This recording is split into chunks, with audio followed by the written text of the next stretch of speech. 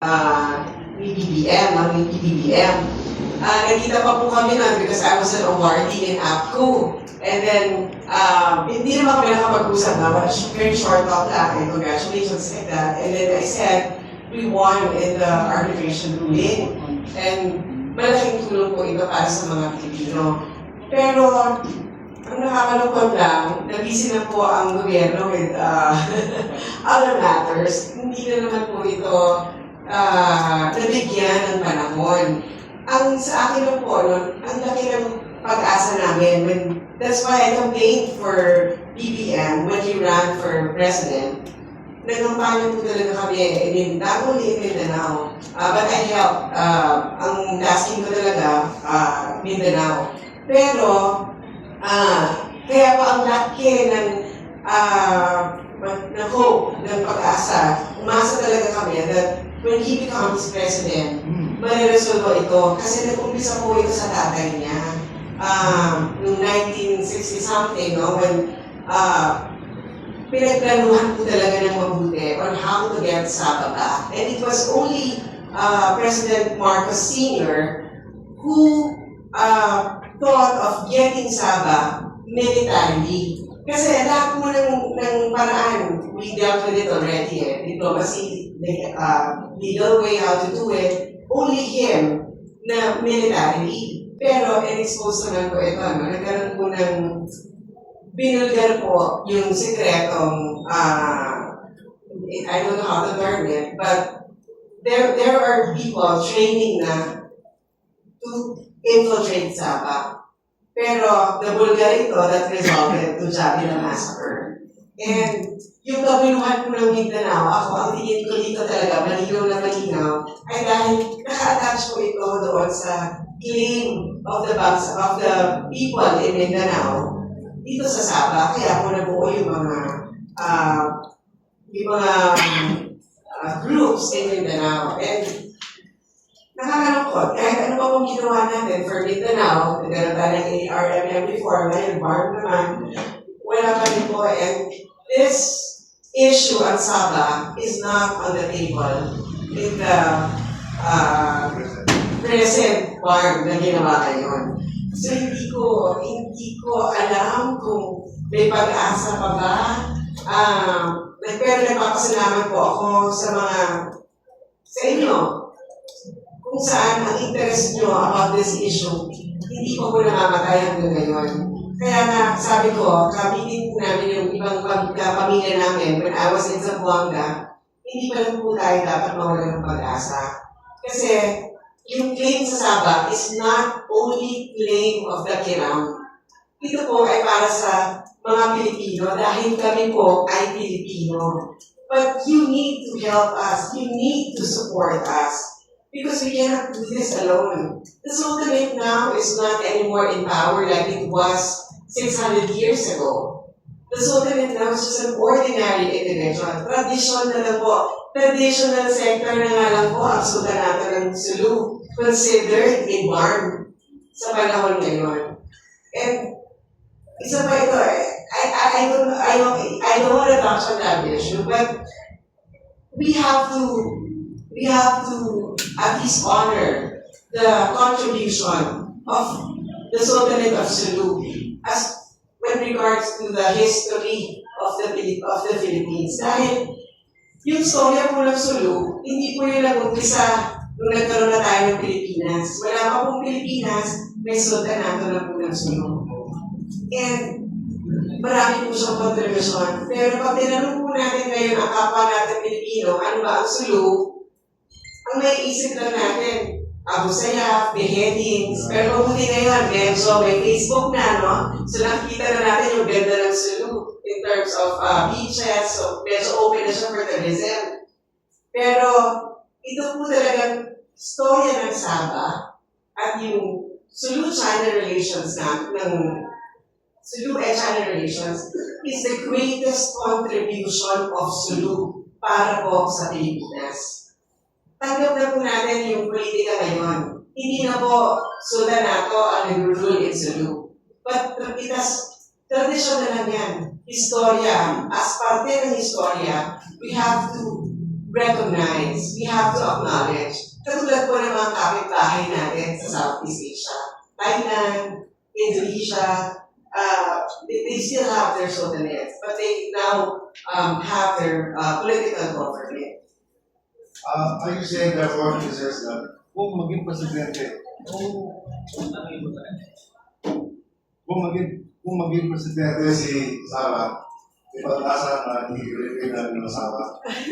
Is it possible? Or at least you will make an effort. So in short, we do not, actually the message is, we will not withdraw our claim. We will continue, we will assert our right to own Sara. Okay, you know, then I would like to ask now the media. Just few significant things because I was thinking of telling this or that. Yeah. Alam mo, nung may kaibigan ako na kilala yung nag-expose nung military plans. Sabi niya, alam mo, din, after na-expose niya, this is what we will verify. Tapos niya i-expose niya kung agad sa Malaysia yung tao niya. I don't know why, but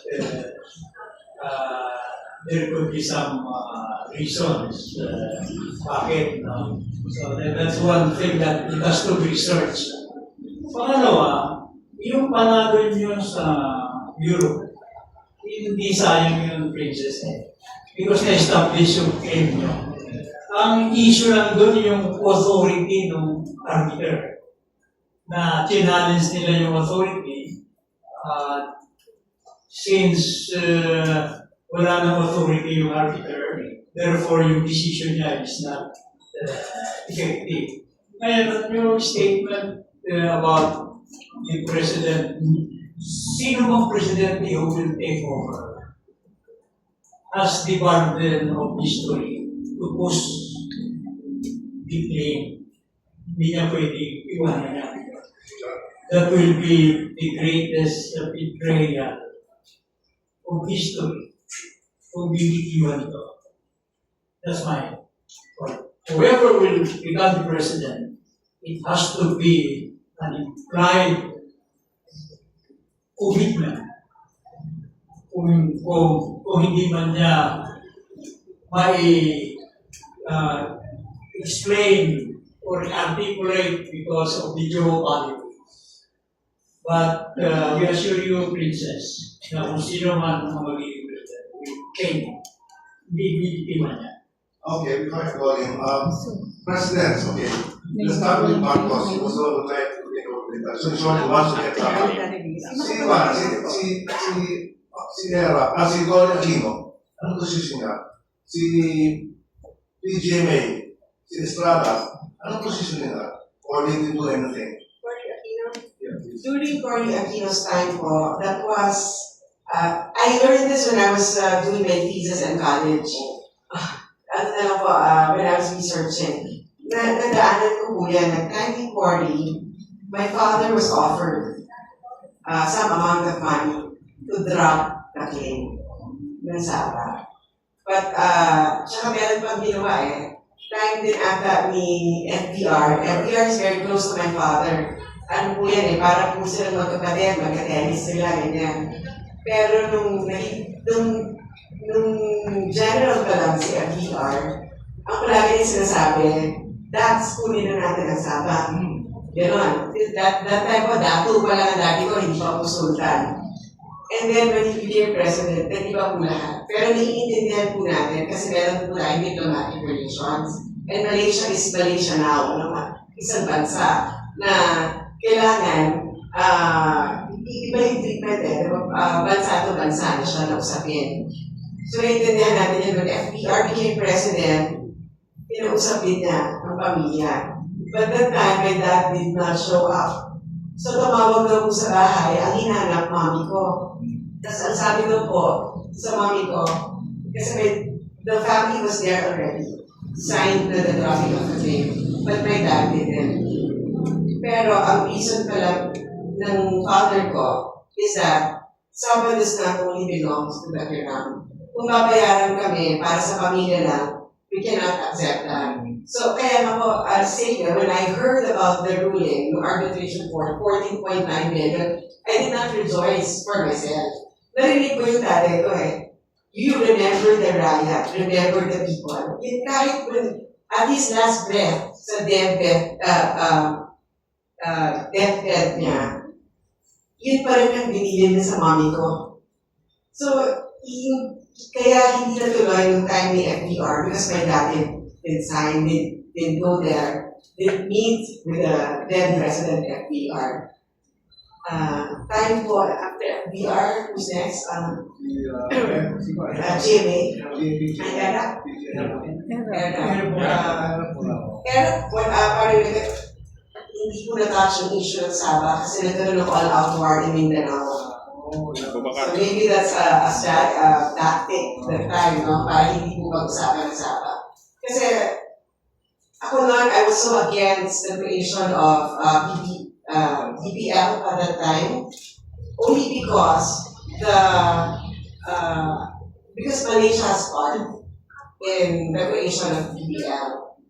Bago pa ito naging BARD ngayon, na tinatawag na BARD ngayon. So parang sa akin lang, kung ikaw ay usapin pang kapayapaan at involved ang Malaysia, isa lang po yung pag-umpisahan natin. Ayusin po natin yung gusot natin dalawa, diba, ng Malaysia and the Philippines. So that alam natin na tutulong talaga sila sa usapin pang kapayapaan and not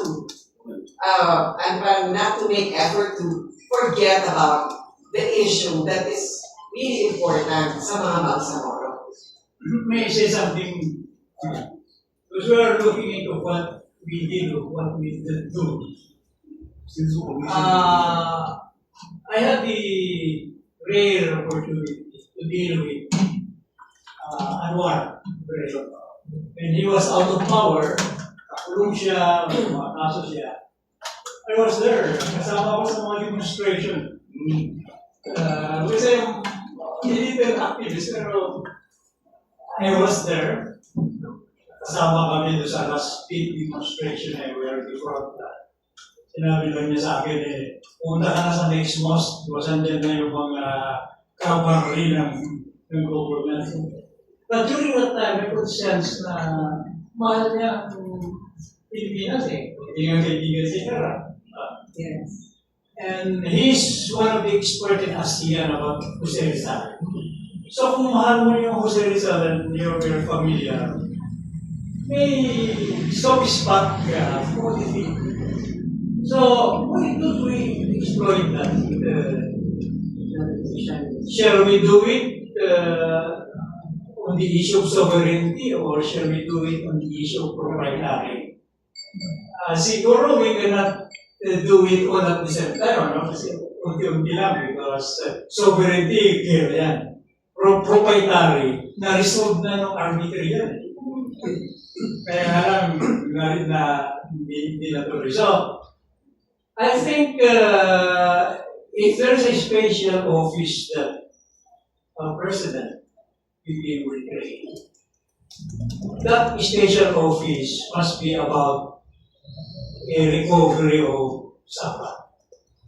And I think there will be a chance of taking few steps forward. Hindi natin marirealize, siguro ako muna makaka-realize yan. But the Chinese thinks in terms of centuries. Long term. Long term So wait, meron naman tayong dugong Chinese. We have the culture of China. We have to think in terms of long term. Before Jesus Christ comes back. Actually po, Hindi natin kailangan siguro. hindi na namin kailangan nun. Pero actually po, dahil nga po sa tagal-tagal na ng issue na ito, 2013 pa nung talagang na-involve ako masyado dito. And college days ko pa po, nung ginawa ko itong thesis, out of, hindi ko naman masasabing katamaran, no? But siguro smart lang po talaga ako because syempre parang mas expert pa ako than my panelist. So I made this as my thesis.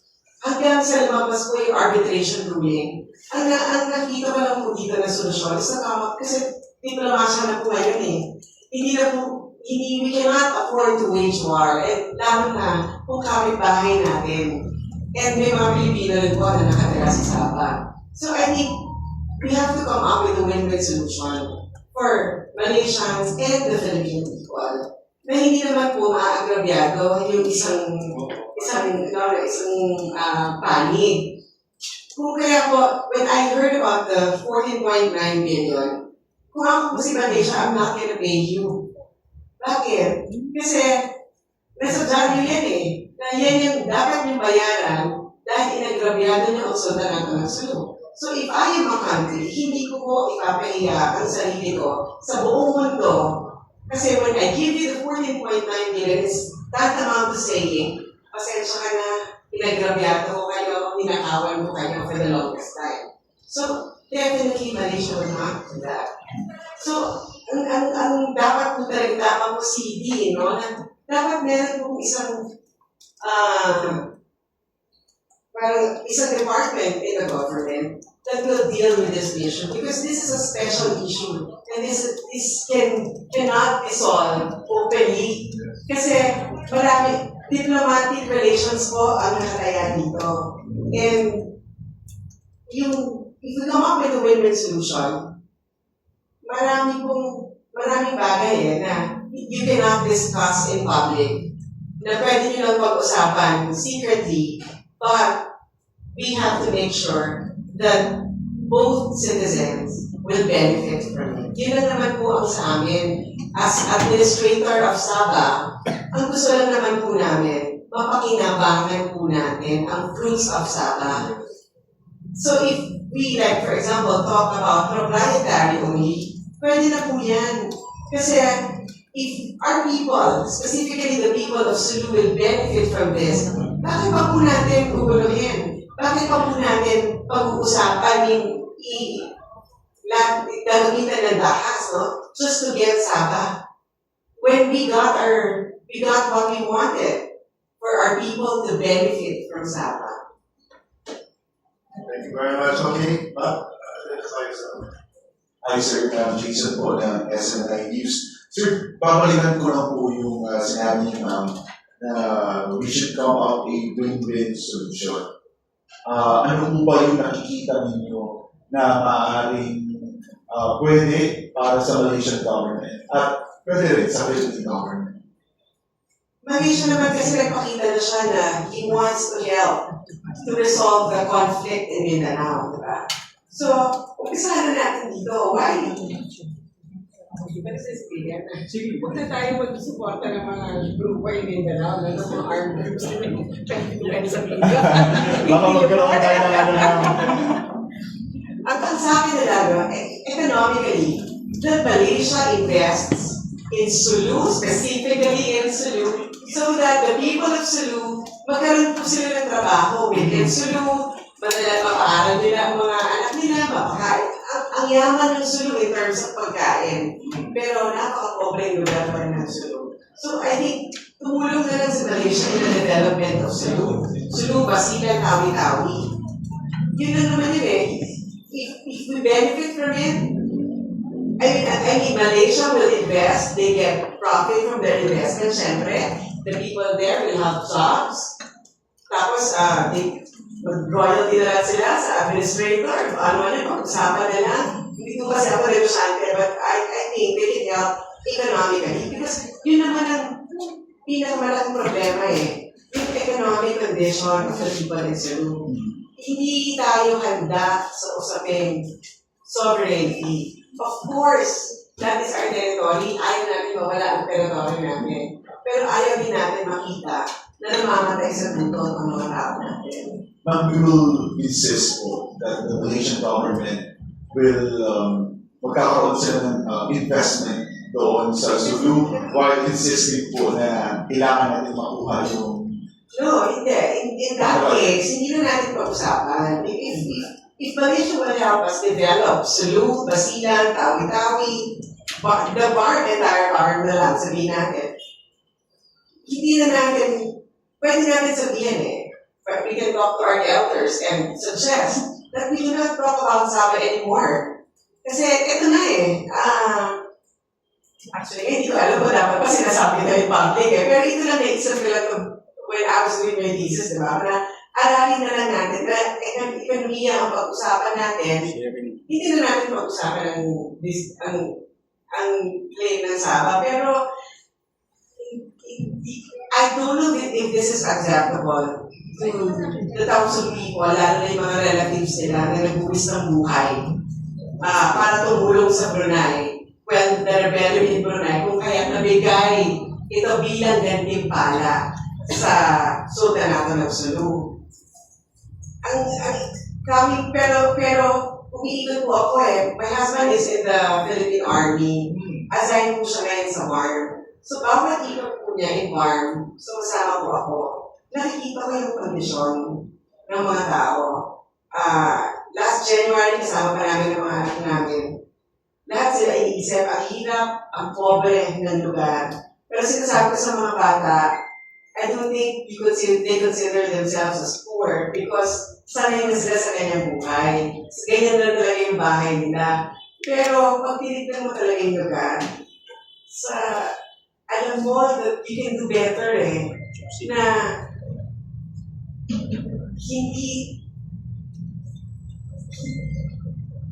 hindi siya dapat ganun lang.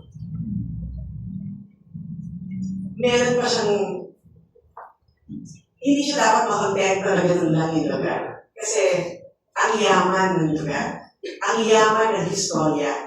Pero ang nakakalungkot, hindi tayo ang nakikinabang. Nagtitiis po yung mga tao sa hirap. Makikita mo, kahit nakangiti, nakikita mo, alam mo, yung salitang sabar, nandito sa kanila. Pinagtitiisan, yung hirap na kabuhayan. That naging normal na lang yun. Pero hindi dapat gano'n. Hindi dapat gano'n. Ma'am, last question. Kasi kanina na-open yung suggestion ko natin na magkaroon sana ng office or ng department na tututok dito sa issue ng Saba. Paano po kaya natin yung gagawin? We're going to ask for a meeting with the President. Possible ba yan na isulong natin, mai-push natin para makuha natin yung claims over Saba? Actually, that idea is not new. During the time of PGMA, nagkaroon na rin yan ng Saba.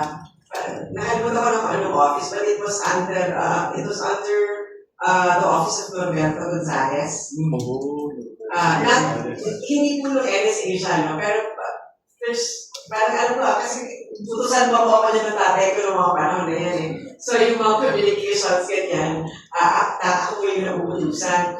Nagkaroon na po yun ng office in Malacanang about that issue. And in previous presidents, nagkaroon pa po in the DFA ng Saba Desk.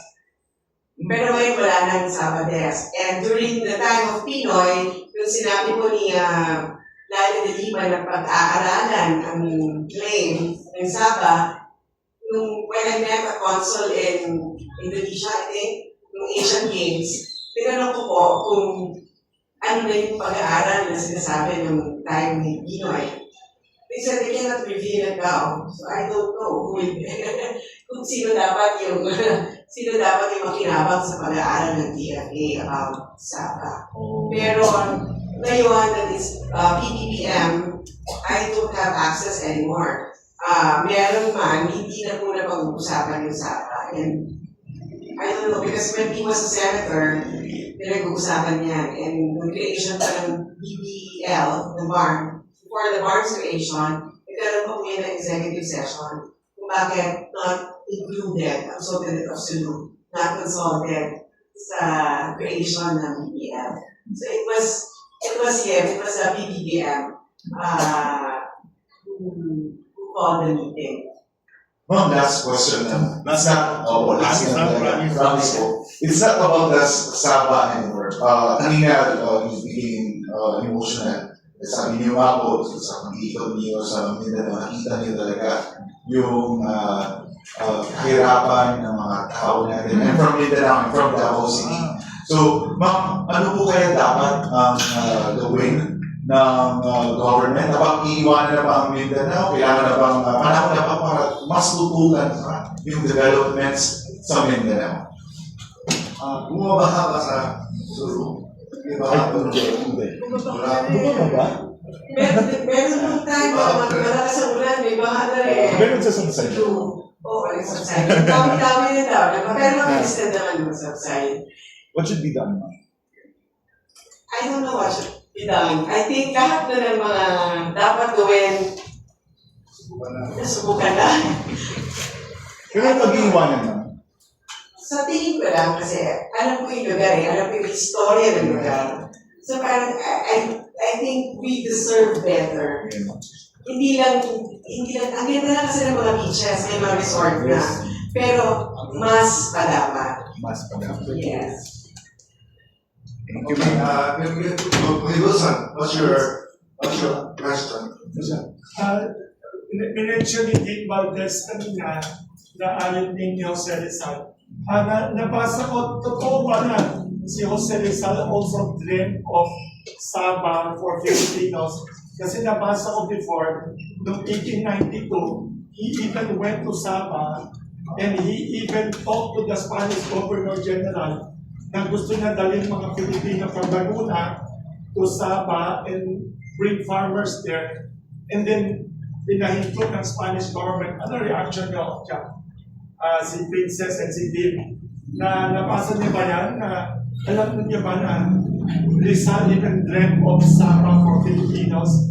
For mga Laguna farmers na pinahirapan ng mga friars ang mga farmers sa Laguna, so gusto niya gawing new Calamba ang Sabah. Inausap pa niya sa Malacanang yung Spanish Governor General about it, tapos kinulong siya sa tapitan. Si Rizal kasi keen sense of history. Alam niya na before we become Christians, we were in that faith, no? Islamic tayo eh. And actually, Rizal was a very broad-minded person. Hindi naman true Catholic si Rizal. Kasi in fact, pinitira nga na yung mga rituals, etc. So, it's not far-fetched. For him, 100 years ago, si Rizal was already thinking of that. And it's a good model for a leader to look forward. Kasi si Rizal has been thinking about that already. And I agree with you, sir. Yung dadagdag ko lang yung steps taken already by the government, sinasahid ni Princess. I think we could apply. Ako kasi, I'm not just a lawyer. I am also an amateur psychologist. I believe in reverse psychology. Kasi I've been exposed to Anwar, the Malaysians and Indonesians. Meron akong kaibigan sa Indonesia who works in the parliament. If we create that office and make a big noise out of it, Malaysia does not want also to have an engagement with us. So, they will extend their arm off, right? Mag-iisip na rin sila how to solve this. Tayo lang ang nag-iisip na yun. But if we bring the battle of the mind sa Malaysia, they will try to find solution.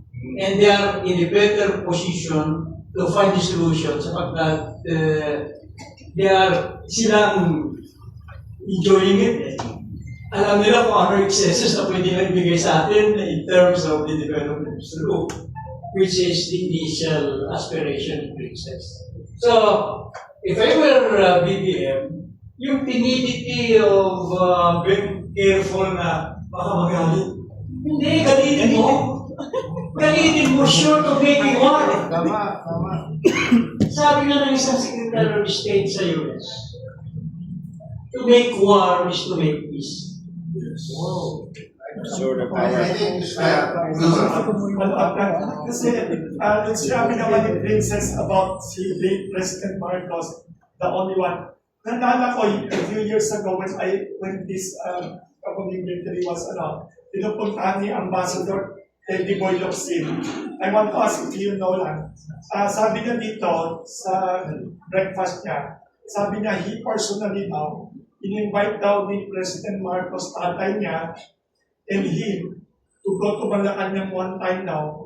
When they went there daw, nandun daw ang head ng Indonesian Armed Forces daw. With him daw, with President Marcos, they were planning a joint invasion of Sabah daw kasi at that time daw, nag-claim din daw ang Indonesia to part of that island. Ang Pilipinas, Sabah, Indonesia is a claim. Sabi ni Teddy Boy Locsin, he was the son of a publisher of a famous magazine at tinawagan daw ni Marcos daw. Kaya, tama sabi ni Princess, si President Marcos had that vision to correct the mistake and take over daw. Sabi ni Ambassador Teddy Boy Locsin. Have you heard that story? Ganito lang ni Ambassador Teddy Boy Locsin. My first time po to hear that story. He personally daw went with his father daw to Malacanang and na-meet niya doon head ng military ng Indonesia in a command conference daw with Marcos daw. Wow. Sabi ni Teddy Boy Locsin. Here. Ngayon ko lang po narinig yung Yung story niya. Yes. Ambassador to London. Tama si Princess. Saka si Dean. Malakas na lang, sige. Sige. Hi, good morning. I'm Gab from UP Diliman, interning for Standard. My question is directed to Attorney Valdez. From a legal standpoint, does the Philippine Constitution require the government to actively pursue Sabah, knowing that the Philippines has historical and traditional claims to that? The Constitution does not prevent it. So what the law does not prevent, siguro, pwede gawin mo. But you have to do it with, you have to balance things. Because pursuing something need not be radical, especially this kind of issue. But I do not see any, sabi kasi sa Constitution, the state renounces the use of force as an instrument of public policy. But it does not say na you cannot resort to other means. Effective means, short of force. What is the definition of force? So, yung force sa'yo might not be the force sa akin, di ba? So, you have to look for that small window of interpretation in order to achieve your goals. Don't let the letters of the law cripple you. You make the spirit of the law empower you. Alright, thank you. Follow-up question to this is allowed. Knowing Sabah is an important maritime trade route, how could the active pursuance of Sabah somehow affect our trade and relations with countries in Southeast Asia, especially Malaysia? Yes, both. Well, alam mo yung opportunity commerce is always something to be decided. So, I think the private sector has to take the initiative because they have the wherewithal. Lalo na yung mga taga-Sulu. Because powerhouse din yung Sulu, yung tawi-tawi powerhouse. I have a friend, silang king ng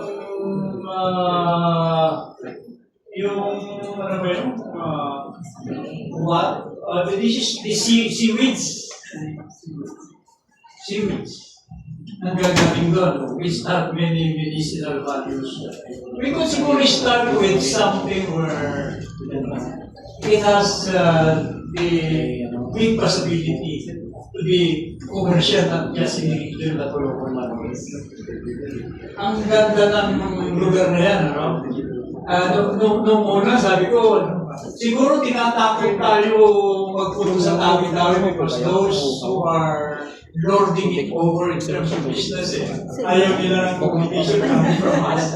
Yan ang naging impression ko. Nung makita ko na paradise pala yung Southern Corridor. So siguro kung kayo mga naka-in-place na doon, ayaw nila yung isang Rudy Corneo na magpunta doon. Baka you can prepare for them. Alam niyo po, when you go to Tawi-Tawi, surprise kayo, yung mga produkto, hindi Philippine made, Malaysian made. Pero, they were brought in, not legally. So, isa pa yan so dapat na ma-resulta na, pero po, yung thinking naman ng mga taga-Suluba sinasabi, mga island provinces, it's not, it shouldn't be called smuggling. Why? Because it comes from Sabah. Because Sabah is our territory. So if you consider that our territory and you bring it to another territory, it's not smuggling. Pero yun nga, sinasabi na ng iba na ang kadugtong na ng pangalan Sabah ay Malaysia. So, yeah. Para sa akin, Princess, we could step backward dyan to follow your theory na we consider it as part. Kaya dapat walang smuggling yan. Ilan lang namang percentage yan. If only to telegraph the fact na in the dynamics of trade, we are still considering Sabah as part. Kaya dapat yung mga service people sa dagat maging Okay, so last question, because I want to end. Yeah, well. Totoo ba, Senate President Jovito Salonga was an ardent advocate also of Sabah in the Philippines? Jovito Salonga. I read the history. Yeah, legal scholar yan. Legal scholar yan. Yes. And if you are a scholar, you cannot deny the legitimate claim of historical. Very good. Well, I'm so happy to hear the interaction. Dean, thank you so much, for your, and of course, Princess, maraming salamat. Mga kapatid, may suggest, pumunta kayo sa Mindanao. Go to Mindanao. It's a beautiful place. Okay? Of course, mayroong mga problema, but it's part of our country. I think every Filipino who can go to America should also go to Mindanao. Okay? So on that note, I would like to thank everybody because they have an appointment 12 o'clock. But before that, commercial muna Princess. And then we'll do it na sa imo. Salamat.